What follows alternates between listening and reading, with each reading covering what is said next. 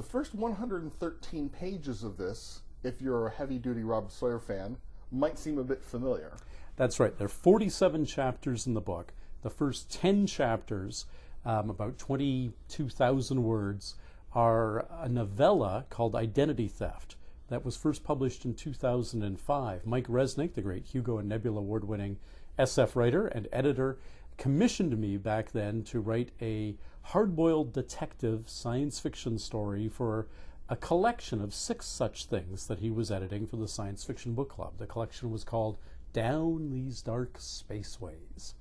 And I did my story for him. Mike liked it very much. I was very fortunate in that of the stories in that collection, mine probably got the most acclaim. It was nominated for the Hugo. It was nominated for the Nebula. It won Europe's top science fiction award, which came with a €6,000 prize, which was nice.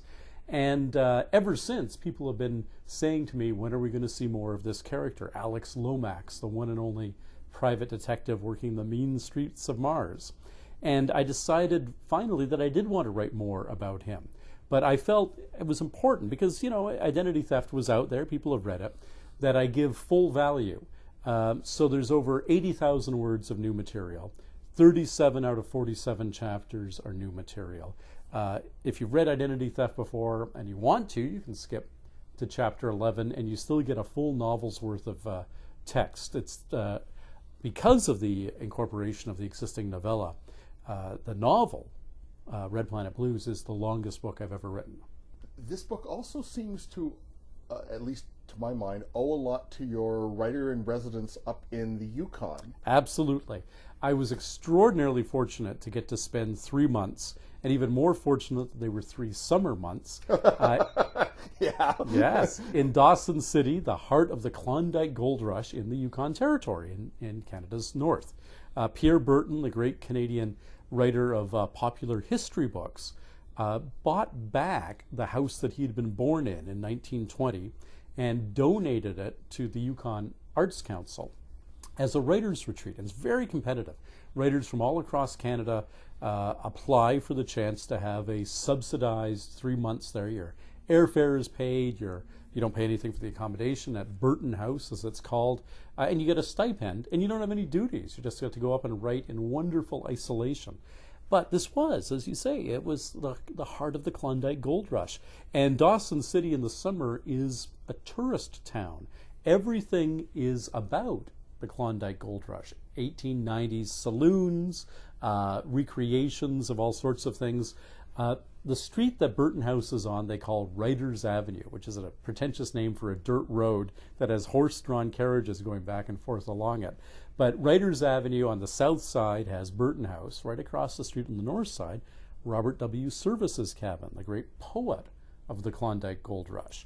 And all summer long, twice a day, an interpreter for Parks Canada was out front reciting the cremation of Sam McGee, which I learned off by heart, believe me, by the end of 3 months of listening to it twice a day. And you kind of riff on as a preface to the novel. The opening of the novel, of course, the cremation of Sam McGee begins, "There are strange things done in the midnight sun by those who moil for gold."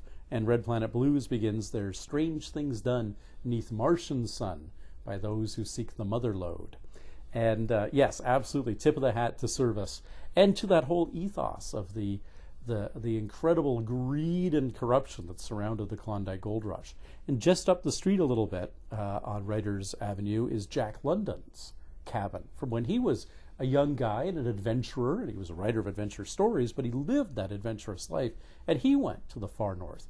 And all of that permeated my personality, my soul, if you like, while I was up there, and I wanted to give back and reflect that.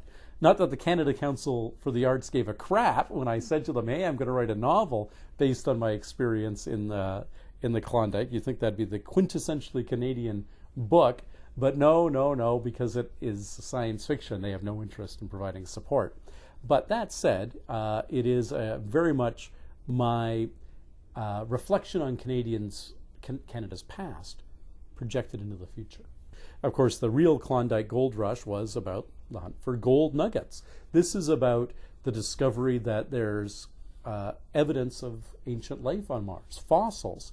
And in this future where gold and diamonds and rubies can be synthesized, the only thing that has real value that you can really mark up the price on are things with provenance, original works of art, not ones that have been duplicated, and original natural artifacts like real fossils from of ancient life from Mars. And that causes a stampede that rivals the Great California Gold Rush, the Great Klondike Gold Rush, and of course the whole fur trade rush that opened up Canada's frontier. The book is Red Planet Blues, Murder on the Mean Streets of Mars. I've been speaking with the Hugo, Nebula, I'm missing one. John W. Campbell Award, Aurora Award, Sayun Award, Audie Award, Homer Award,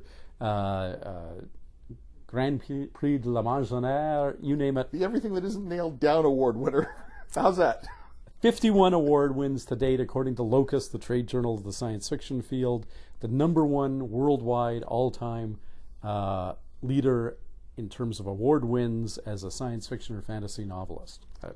Something I'm rather proud of. Robert J. Sawyer, and he's Canadian. Think of that. And Red Planet Blues, published by Viking in Canada, in the States Ace, and in Great Britain Orion.